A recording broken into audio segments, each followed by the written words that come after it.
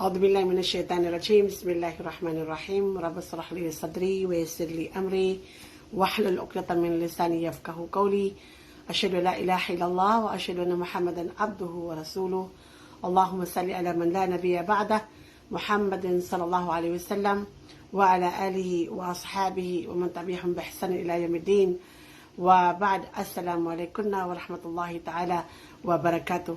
Alhamdulillah mga kapatid, sa pananampalatayang Islam for another day na binigyan tayo ng Allah subhanahu wa ta'ala ng pagkakataon na magbigay ng reminders para buhayin natin ang mga ang pamilyang Muslim.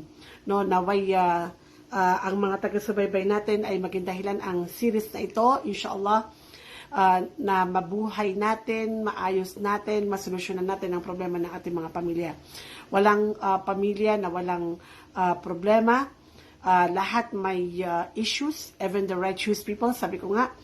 Pero ang problema na pinapaniwalaan natin na ito ay nagmula sa bahay at walang makakasolusyon maliban sa loob ng bahay. Sa pamamagitan ng ating pagbabalik loob sa ating mahal na Quran at Sunnah ng Propeta Muhammad sallallahu alaihi wasallam. Mga kapatid, sabi ko nga lahat may problema. Right? At ang problema dapat solusyonan ng tamang solusyon. Hindi may problema pero susolusyonan mo ng panibagong problema. Otherwise, manganganak ang problema at hindi halos hindi na malaman kung ano yung solusyon. So, kailangan natin solusyonan ang problema sa tamang solusyon na ayon sa hadith ng Propeta Muhammad sallallahu alaihi wasallam at syempre sa ating mahal na Quran. Right? So, kung mapapansin nyo, nagpo-focus muna tayo sa mga problema natin sa mga anak natin na mga teenager, mga dalaga, mga young professional, at mga kabinataan. Right? Kasi, inshallah, after this, no, pag natapos natin, inshallah, ang mga problemang ito, and then babalik tayo sa kung ano yung pinaka-foundation na solusyon o dapat gawin ng mga nanay at tatay sa loob ng kanilang bahay, lalo na kapag ang mga anak nila ay nasa 1 or 0 years old to 12 years old, right? For the meantime, mga kapatid, pagtutuunan natin ng pansin ang problema, ang solusyon sa problema ng mga anak natin, ng mga dalaga at binata, kasi ito yung ayaw nating lumaki ang problema, right? Now, sabi ko noon, kausapin ng ano yung bunga ng pagpapabayaan ng mga magulang, naging matigas ang ulo ng mga anak. At ang ultimate na solusyon, lumabas, mag-usap, heart to heart talk, sabihin sa anak kung may problema, mag-sorry kung kailangan mag-sorry, at pangakuan na mag-aral lang mabuti at magpakabait, lahat ng gusto nila, inshallah, ibibigay natin. Right? At isa dito sa pinakamalaking problema is yung kapag yung anak natin na babae o lalaki, kapag na-in love na, nagkaroon na sila ng boyfriend-girlfriend relationship. Right? So, ano ang ultimate na solution? Right? Siyempre, pinakamaganda, kausapin natin na ating mga anak na mag-aral mabuti pagkatapos mag-aral, saka mag-asawa. Pero anong gagawin mo, mami, kapag nakita mo na ang problema ng anak mo na binata at anak mo na dalaga ay walang solusyon maliban sa pag-asawa? Right? Hindi kailangan dahil may nagzina. Kasi, for example, nagiging, may mga magulang na kung hindi pa dumating sa zina or pre-marital relationship, hindi pa nila papayagang mag-asawa yung boyfriend ng mga anak nila. So, ayaw natin dumating sa ganun. Right? So, anong solusyon kapag nalaman mo na ang anak mo ay engaged into haram relationship at pakiramdam mo, hindi mo na siya kayang i-control. Lalaki man o babae. Right? So, ang pinakamainam na gagawin ay ikasal. Bago pa sila dumating sa malaking kasalanan. Right? Dahil kapag hindi natin sila ikinasal sa madaling panahon, manganganak ang problema. Hindi mo naman siya kayang, pigilan. Hindi na nakikinig ang anak mo. Matigas na ang ulo ng, lalo na yung babae. Right? So, anong gagawin mo? Maaaring ang anak mo hindi nagsasalita, pero yung puso niya, sasabog. Maaaring sobrang in love sa kanyang boyfriend. Right? Kahit ang lalaki, gustong-gusto na niya mag-asawa. Pero ayaw mo, mami, kasi maraming dahilan. Right? So, syempre, unang dahilan, bata pa. Pangalawang dahilan, baka hindi pa nagtatapos ng pag-aaral. So, anong gagawin natin? Ikasal. Bakit hindi nakakasal? No? Bakit ko nire-recommenda ang pagpapakasal? Right?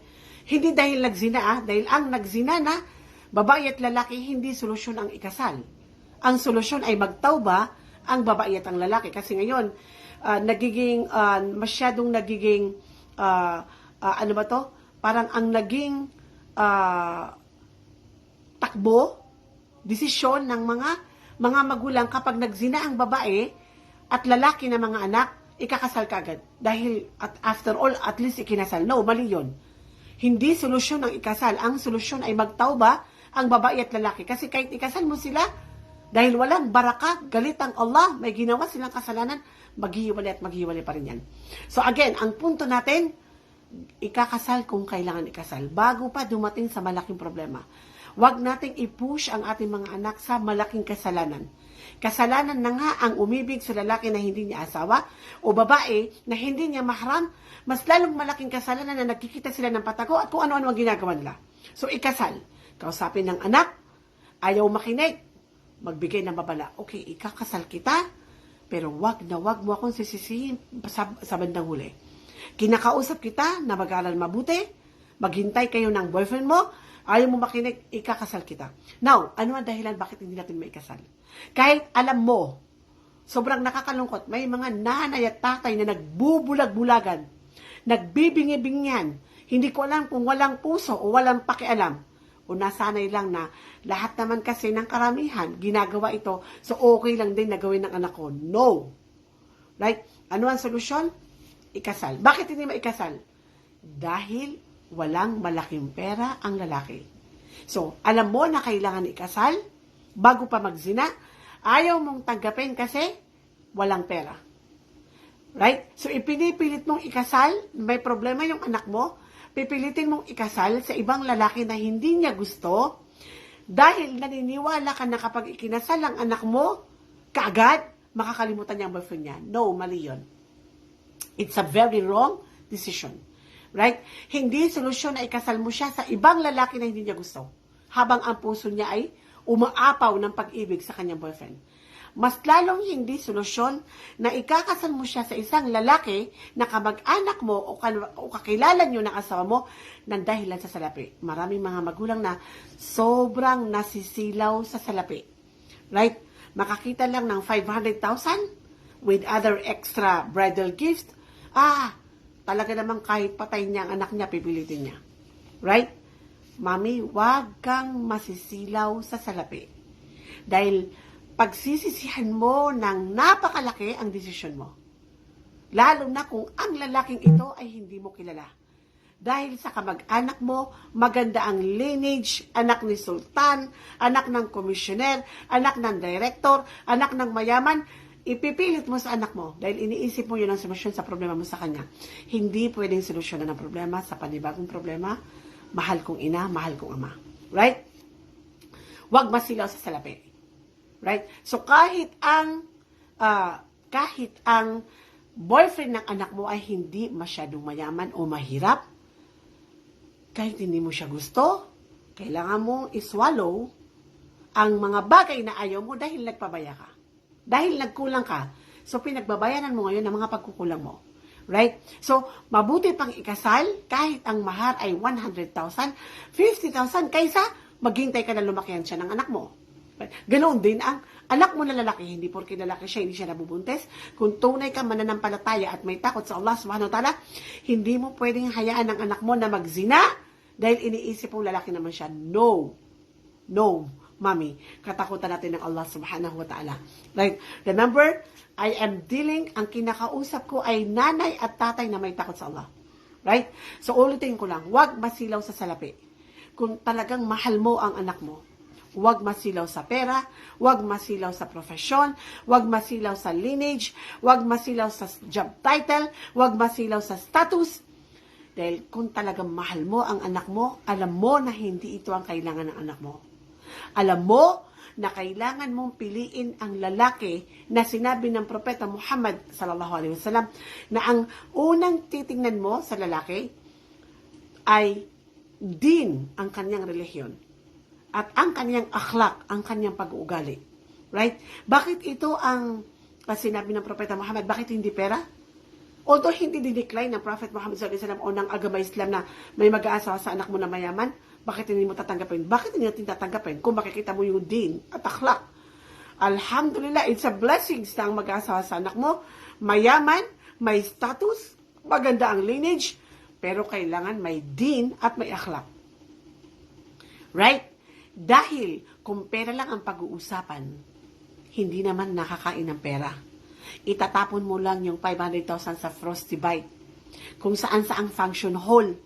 Pagkatapos matapos ikasal ang anak mo, ni piso walang natira, nangutang ka pa para lang ma-prove mo sa mga kamag-anak mo na maganda ang kasal ng anak mo. It's a very wrong idea, mahal kong ina. Right? So, wag masisilaw sa salapi. Hindi kailanman dinecline ng Prophet Muhammad sallallahu alaihi wasallam na itingnan natin ang pera, ang kayamanan ng isang lalaki o isang babae na papakasalan ng anak mo lalaki. Hindi kailanman dinecline ng relihiyong Islam na kailangan maganda o pogi ang mag-aasawa sa anak mo. Right? Hindi kailanman dinecline ng Islam na dapat maganda ang lineage. Yes, everything is recommended.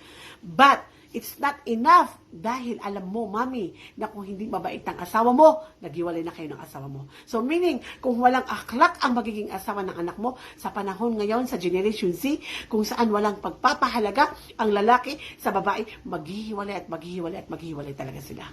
Right? Kung walang din, ano ang din? Yung kanyang relihiyon. So ano ang relihiyon? Islam, hindi lang yon. Kung hindi mo makikita sa isang lalaki na pinapractice niya ang kanyang din, baka maghiwalay ang mga anak nyo. Ganon din ang babae. Kung wala siyang din, hindi magiging masaya ang anak mo na lalaki sa asawa niya na babae. So, kailangan may din. Dahil doon lang magtatagal. Doon lang magkakaroon ng happy, successful, baraka, marriage life ang mga anak natin kapag nakita natin ang din at akhlak sa isang lalaki. So, ulitin ko lang, mami. Maraming mga mami, maraming mga abi na nasisilaw sa pera. Maraming mga tatay na nasisilaw sa lineage. Maraming mga nanay na nasisilaw sa profession. Hindi yan kakainin ng mga anak nyo. Ilan ang kamag-anak mo, kamag-anak ko, kakilala niya, kakilala ko, na mataas ang lineage ng kanyang asawa pero hindi sila masaya. Mayaman sila pero nagbubugbugan sila. Lalo na ngayon, kapatid. Mami, maraming mga lalaki na nagtatago sa isang kasuotan ng kalalakihan pero sila pala ay mga bakla. Ilan ang profesional, mabuting babae, pinilit ikasal sa isang lalaki na hindi naman tunay na lalaki. Ikinasal ng 2 taon, hindi pa sila nagsisiping, hindi pa sila nagsasama. Isipin mo kung gaano natin ginagawang miserable ang mga anak natin only because nasilaw ka sa salapi. Right? So, mami, ito ang pinaka-importanteng criteria na dapat mong tignan. Kapag ang anak mo ay may boyfriend, kapag ang anak mo ay may girlfriend, ang solusyon, ikasal kahit na walang malaking mahar. Kausapin ng lalaki, ang boyfriend ng anak mo, ng masinsinan.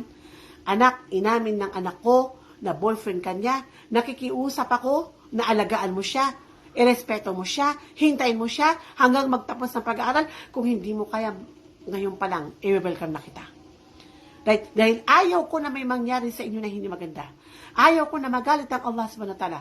At kung wala kang pera, dahil ipinagtanong ko ang iyong pamilya, wala kang pera, gusto kong malaman mo na kailanman hindi magiging problema ang pera, ang mahar. Gusto kong malaman mo na ayaw ko sa'yo, hindi kita tatanggapin. Tatanggapin lang kita dahil mahal ka ng anak ko. Pero, kapag niloko mo ang anak ko, kapag hindi mo inalagaan ang anak ko, kapag hindi mo inayos ang relationship mo sa kanya pagkatapos mo ikasal, gusto kong malaman mo na ako ang pinakamalaking kalaban mo. Kausapin mo ang lalaki. Kausapin mo ang babae. Iparamdam mo, sabihin mo na mahal mo ang anak mo, na nagpakahirap ka para sa mga anak mo, at hindi mo kakayanin na mahulog sila sa isang haram na relationship, mas lalong hindi mo kakayanin na mahulog sila sa isang premarital sex. I think, mami, lahat ng bagay ay mapag-uusapan. Meron akong isang kaibigan, dati sa Green Hills, sabi niya, nalaman ko na yung anak ko may boyfriend. And then sabi niya, pinaamin ko yung anak ko, kinausap ko na maliwanag, ng masinsinan, ng lenient at gentle, puso sa puso ang anak ko, at inamin niya na may boyfriend siya. Automatically, kinausap ko yung yung lalaki, and then sabi niya gano'n, natakot yung lalaki, at iniwanan yung anak ko. So, ibig sabihin, nalaman ng lalaki na mahalaga ang anak mo, so kung masama ang kanyang intensyon, lalaya siya. Meron naman ako isang kaibigan, sabi niya, tinitiktikan ko yung anak ko sa school, nalaman ko na mayroon siyang boyfriend. Diretso hinintay ko yung lalaki sa school. Kinausap ko. At nalaman ko na ang kanyang boyfriend ay Maguindanao. Right? At kinausap ko yung lalaki. At nilamon ko ang lahat na maratabat ko kahit ang lineage namin ay hanggang langit. Kinausap ko yung lalaki at talagang ikinasal ko sila. Dahil ayaw ko, sabi niya ganun na dumating sa punto na pinag-uusapan ng anak ko at ang kanyang boyfriend at ako ay nagbibingi-bingian at nagbubulag-bulagan. Ito, daddy, ang tinatawag na tunay na lalaki na ipinakita niya ang kanyang gira, yung kanyang halal jealousy sa kanyang mga anak. Siya niya piyan sa watayan. Ad na maratabat yan kwatayan. Totoong mayroon siyang pride na proteksyonan ang kanyang mga anak mula sa haram relationship. At ikinasal niya ang kanyang anak at ngayon ay masaya silang nagkasama. So, uulitin ko lang mga mami, bakit nahuhulog sa haram relationship ang ating mga anak? Dahil nagkulang ka ng oras, nagkulang ka ng tarbiya, nagkulang ka ng pagpapakita ng pagmamahal. So, ngayon na may problema, wag mo nang solusyonan ang problema sa panibagong problema. Kung tunay na minamahal mo ang anak mo, hindi pera ang magpapaligaya sa mga anak mo, kung hindi solusyonan ng tama ang problema. Kung hindi kaya napigilan ng mga anak ipakasal as soon as possible. Nang sa ganon mga kapatid ko, mga mahal kong mami, hindi mo alam na dahil pinili mo ang kagustuhan ng Allah na ilagay sa halal ang isang bagay bago pa maging tuluyang haram, hindi natin alam kung anong baraka, anong tulong, anong pagmamahal, anong kaluguran ng Allah na ibibigay niya sa iyo, mahal kong ina at mahal kong ama, no? Mahal kong daddy, mahal kong magulang, no? Hindi natin alam kung anong baraka at kaluguran ang ibibigay ng Allah sa buhay ng anak mo at sa kanyang magiging asawa. Walang sinuman ang piliin ang kagustuhan ng Allah over sa kagustuhan niya, maliban na ang Allah ay magbibigay ng isang napakalaking gantimpala at baraka sa kanya. Waman, sabi ng Rasulullah sallallahu alaihi wasallam, sino man, fima maana, okay, nakalimutan ko yung hadith, sana maalala ko mamaya, inshallah. Sino man tao, man taraka shay'an lillahi, awadallahu khairan min. Sino man tao, ang iwanan niya ang isang bagay na gustong-gusto niya at pinili niya yung Allah, dahil sa mas gusto niya yung gusto ng Allah kaysa sa kagustuhan niya, awadallahu khairan min, katotohanan na papalitan ng Allah na mas maganda ang mga bagay na sinakripisyo niya para sa Allah. So, isipin mo kung mayaman ka. Isipin mo kung ikaw ay director. Isipin mo kung ikaw ay may status sa society. At alam mo na ang mag-aasawa sa anak mo ay isang ka-equal mo. Pero, pinili mo ang isang mahirap na tao dahil sa ayaw mo mahulog sa mali na relasyon ang iyong anak. Para sa Allah, ayaw mo ng zina. Poproteksyonan mo ang anak mo dahil may gira ka. Ayaw mo maging dayuth. Ibig sabihin, walang pakialam sa anak niya kung sino-sinong lalaki ang kanyang kasakasama. Ayaw niya maging dayuth. Wala siyang jealousy na proteksyonan ng kanyang mga anak na babae at lalaki. Lalo na ang babaeng anak mula sa mga haram. Gusto mong magkaroon ng gira? Gusto mong pumasok sa paraiso? Natatakot ka sa Allah subhanahu wa ta'ala? Mas pinili mo ang maliit na mahal, then automatically, paraiso ang naghihintay sa iyo sa kabilang buhay at baraka na pamumuhay sa mundong ito at sa kabilang buhay. Lahat ng nanay naghahangad tayo na maganda sa ating mga anak. Wala tayong hinangad maliban sa kabutihan ng ating mga anak. Si kakasali, ikaw, mami, mahal kong ina, gusto mo na magkaroon ng mabuting asawa ang iyong mga anak.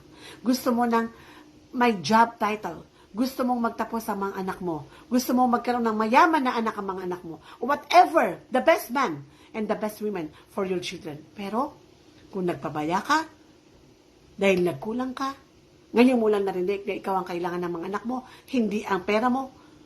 Kailangan ng anak mo ng gabay, pero huli na ang lahat. Then, mommy, swallow your pride for the sake of Allah. Right? Inshallah, makikita mo na isa-isang masusolusyonan ang buhay o problema ng mga anak mo. And sa mga anak ko, sa mga kadalagahan at mga kabinataan na engage sa haram relationship, na ayaw magpapigil, sa mga anak ko na gustong overreactive, sobrang emotional, hindi na makontrol ang kanyang emosyon, ayaw maghintay na magtapos ng pag-aaral, hindi mahintay ang bukas para maging halal ang relationship nila ng kanyang minamahal. Gusto nang magpakasal. Kung hindi mo mapipigilan, then ito yung aking advice sa'yo. Anak, never marry a man or a woman in the name of love. Oh, ouch. Kaya nga ho ako kakasali kasi mahal ko eh. Dahil umaapaw ang pagmamahal ko sa kanya eh. Kasi mamamatay ako kapag hindi siya ang naging asawa ko. Para sa akin, siya lang ang mundo ko. Okay, fine, walang problema. Oo, totoo. Bawal i-force marriage ang isang anak. May karapatan ka na mag-asawa sa gusto mo. Oo, totoo na hindi ka pwede ikasal ng nanay mo sa lalaki na hindi mo gusto. Right? Oo, maganda na ikasal ka sa lalaki na mahal mo, pero hindi sapat ang pagmamahal para masabi natin na kayo ay magtatagumpay na mag-asawa ng asawa mo. Right? So, never marry a person in the name of love. Right? Dahil ang pag-ibig, pagkatapos ng honeymoon, pagkatapos ng 1 buwan, patagalin natin ng 6 na buwan, katotohanan na kapag ang lalaki na minamahal mo, walang takot sa Allah, walang din, hindi niya alam ang Islam, wala siyang alam sa Islam, hindi niya kailangan maging ustad, hindi niya kailangan maging hafid, hindi niya kailangan maging hafida, hindi niya kailangan maging alim o alim. Ang importante, that professional, yang estudyante na yan, ay kilala niya ang Islam. Dahil kapag hindi niya kilala ang Islam at ang Allah at ang Propeta Muhammad sallallahu alaihi wasallam, then automatically, madali siyang matukso. Automatically, maaaring wala siyang kabutihang asal. Kung hindi niya kilala ang Allah, kung wala siyang pakialam sa Allah, do you think na may pakialam sa sa'yo? So pagkatapos ng honeymoon, lalabas ang tunay niyang pag-uugali. Pagkatapos ng masaya na bed of roses, pagkatapos ikasal, makikita mo ang tunay na pag-uugali ng babae niyan. Ang tunay na kulay ng lalaki niyan. Right? So after that, honeymoon, ang papasok ay reality phase. So ano yung ugali niya? Madambot ba siya? Masama ba ugali niya? Matapang ba siya? Wala ba siyang galang? Right? Wala ba siyang pagmamahal sa mga magulang mo? Wala ba siyang respeto sa iyo? Wala ba siyang respeto sa mga magulang mo? And 100% lahat na nanggaling sa haram relationship, 80% walang galang sa kanyang asawa. Dahil lahat ng lalaki, minamahal niya at ang mamahalin niya at ang tunay niyang gusto para maging nanay ng mga anak niya is ang mga kababaihan na hard to get. Ang mga kababaihan na hindi engaged sa haram relationship. Nawawala ang galang niya sa'yo dahil madali ka lang niyang nakuha. Dahil sa ngalan ng I love you, pumayag ka na maging karelasyon niya. Maging boyfriend niya, maging girlfriend niya. So automatically, kulang ang galang niya sa'yo. So mawawala yung pag-ibig, anak. Kapag hindi mabuti ang kanyang pag-uugali. Kapag wala siyang din. Kapag hindi niya alam ang sala. Kapag hindi niya alam ang Quran. Kapag hindi niya alam ang hadith. Ang Islam. Wala siyang pag-uugali. Right? At kung may pag-uugali siya na maganda, madali siyang ma-fitna. Madali siyang mag-cheat. Madali siyang mahulog sa bitag ng ibang babae kapag hindi niya kilala ang kanyang Panginoon, ang kanyang relihiyon. So, sa dami ng fitna, ngayon, ilan ang mag-boyfriend, nag-run away to another galaxy, nagtanan, nagpakasal in the name of love, and then hindi sila masaya. Kilala mo yan. Hindi ko kailangan magsabi ng pangalan. Ikaw mismo na nakikinig ngayon, alam mo kung gaano kadami at kung gaano nag-increase ang divorce. Right? Bakit? Dahil ang mga kabataan, para sa inyo, I love you is enough. Love is not enough. At ang tunay na pag-ibig, mga kapatid, ay hindi nahahanap sa Facebook. Hindi totoo na may I love you sa Facebook. Hindi totoo na may power of love sa Instagram. Hindi totoo na ang lalaki na mamahalin mo ay nasa Twitter o nasa WhatsApp o nasa whatever sa social media.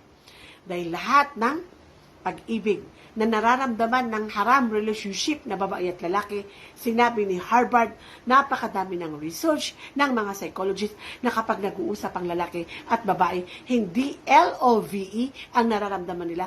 Ang nararamdaman nila ay LUST. Last. Landi. Sorry for the word. Baya ginawa. Hindi totoong pag-ibig ang nararamdaman ng mag-boyfriend at mag-girlfriend. Hindi tunay na pag-ibig. Kaya naman, sobrang amazing ang Islam. Sobrang perfect ang Islam nang sabihin ng Allah subhanahu wa ta'ala, وَمِنْ آيَاتِهِ أَنْ خَلَقَ لَكُم مِّنْ أَنفُسِكُمْ أَزْوَاجًا لِتَسْكُنُوا إِلَيْهَا وَجَعَلْنَا بَيْنَكُمْ مَوَدَّةً وَرَحْمَةً. Meaning, anak, ang mawadda, ang love, affection, right? Na hinahanap mo, na ipinaglalaban mo, na siyang magiging pinakabatayan para maging matagumpay ang kasal mo sa isang lalaki, sabi ng Allah, ibibigay niya after the marriage. At hindi lang mawadda, hindi lang love and affection, kung hindi with mercy and compassion. Ibibigay ng Allah the seed of love and affection, the seed of mercy and compassion. Ibibigay ng Al-Wadud, the Lord of all love, the creator of love, the most beloved, ang Allah subhanahu wa ta'ala pagkatapos ng kasal. So meaning, totoo talaga na ang pag-ibig na nararamdaman ng lalaki at babae ay hindi tunay na pag-ibig. Dahil ang sabi ng Allah, ibibigay niya ang tunay na pag-ibig at affection sa araw ng kasal. Bakit mayroon akong kilala na ikinasal? Hindi naman sila galing sa haram relationship, pero naghiwalay sila. Naghiwalay sila dahil hindi mo nakuha yung criteria na sinabi ng Prophet Muhammad sallallahu alaihi wasallam na din at akhlaq. So, kahit na parental, hindi mo boyfriend, ang magiging asawa mo, ang importante tingnan mo sa kanya yung akhlaq at saka din. Paano makikilala ang din? Kapag nakita mo ang isang lalaki, engineer man yan, attorney man yan, CPA man yan, teacher man yan, engineer man yan, hindi man yan ustad, pero pag nakita mo na nagpo-pray ng 5 times a day, lalo na kung nagpo-pray ng Fajr sa masjid, fawallahi ladim, kahit hindi siya alim, siya ay may din. Hindi lang naman po may din ay alim at ustad. Right? Hindi lang naman sahaba ay ustad at hafid. Right? Marami rin tayong mga kabataan at mga profesional na hindi mataas ang pinag-aralan sa Islam. Pero alam nila ang relihiyon. Tinarbiya sila ng mga magulang nila. Nag-aral sila. No? Inalam nila ang kanilang relihiyon. So sila ay nagpupray ng 5 times a day. So they are. Akhlaq. Paano malalaman ang akhlaq? Para kay kakasali, ang akhlaq, kasi mahirap hanapin, tingnan mo yung mga kaibigan niya. Kung ang mga kaibigan niya ay mabubuti, inshallah ang lalaking ito, ang babaeng ito ay mabuti. Mabuting Muslima. Mabuting estudyante, mabuting profesional na may takot sa Allah. Lalong-lalo na kung ang babaeng yan o ang lalaking yan na pakakasalan mo ay napakabuti sa kanyang ina. Napakabuti sa kanyang ina. Naniniwala ako na lahat ng lalaki na mabait, mapagmahal, marespeto, very kind sa kanyang nanay, lalo na sa kanyang nanay, kung siya ay mabuting anak, mas lalo siyang mabuting asawa. Kung siya ay napakabait, may gira sa kanyang mga anak na mga kapatid na babae, automatically siya ay mabuting tatay ng mga anak mo. Kasi kung mahal niya, kung pinagtutuunan niya ng pansin, kung siya ay napaka-loving, napaka-caring, napaka-protective na kapatid na lalaki, ano pa kaya sa kanyang anak? Ano pa kaya sa kanyang magiging asawa? So, hindi mo makikilala ang lalaking yan sa chit-chat, sa pag-video call, sa pag-chat. Hello, mahal kita. Hello, kumain ka na ba? Hello, na-miss kita. Napanaginipan kita. Ano gusto mo? Right? Hindi mo yan makikita. Walang sahaba sa Facebook. Kakaba lang ang makikita mo. Walang matinong lalaki sa Facebook. Ang tunay na matinong lalaki na may takot sa Allah, na may din at may akhlak, hindi kanya kailanman idadaan sa chit-chat, hindi kanya kailanman idadaan sa haram relationship. Siya ay pupunta sa mga magulang mo. Kahit, sabi ko nga, kahit ang tatay niya ay si Duterte, susulungin niya. Kahit ang tatay mo ay multi-millionaire, ang tatay mo ay director, commissioner, mayor, aakit at aakyat yan dahil ang lalaking yan ay may takot sa Allah.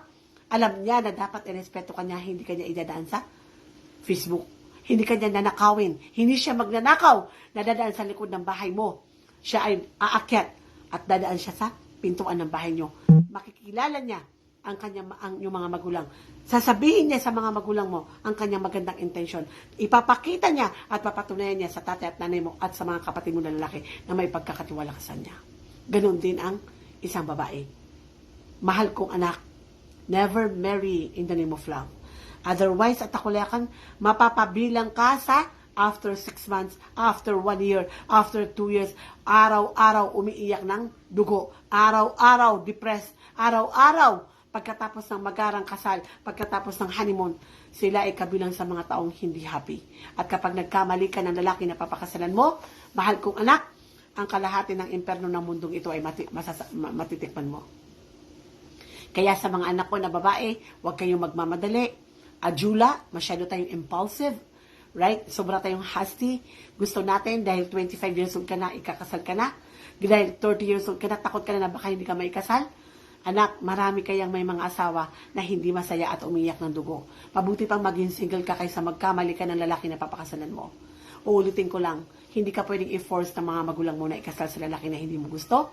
Pero wag kang magpapakasal ng dahil lang sa pag-ibig. Dahil mapapabilang ka sa mga unsuccessful na mga marriage. Mga mami, ang ating series sa Kakasali, inuuna natin ang problema sa mga kabataan, sa mga dalaga at mga binata ng mga anak natin, nang sa ganon ay maayos natin at mapagtuunan natin ng pansin ang mga anak natin ng mga kadalagahan. I-share nyo po ang episode na ito sa mga nanay ninyo nang marinig nila ang inyong karapatan bilang mga anak. At ikaw na anak, i-share mo, mami, ang video na ito, no, sa iyong anak nang marinig din nila ang kanilang dapat gawin kung sila ay gusto ng mag-asawa. Again, naniniwala po ako na lahat ng problema nanggaling sa bahay at ang solusyon ay manggagaling sa bahay at walang ibang higit na pinakamabisa at pinakamabilis na maghihil at magsusolve ng problema ng bahay maliban sa nanay at sa tatay, maliban sa abi at maliban sa umi, maliban kay mami at daddy. Kung may nasabi po tayo maganda, it's all from Allah. Walilay tawfiq wal hidayah. Subhanakallahumma wa bihamdik, nashhadu an la ilaha illa ant, nastaghfiruka wa natubu ilayk, wa akhiru da'wana walhamdulillah. Assalamu alaikum warahmatullahi ta'ala wa barakatuh.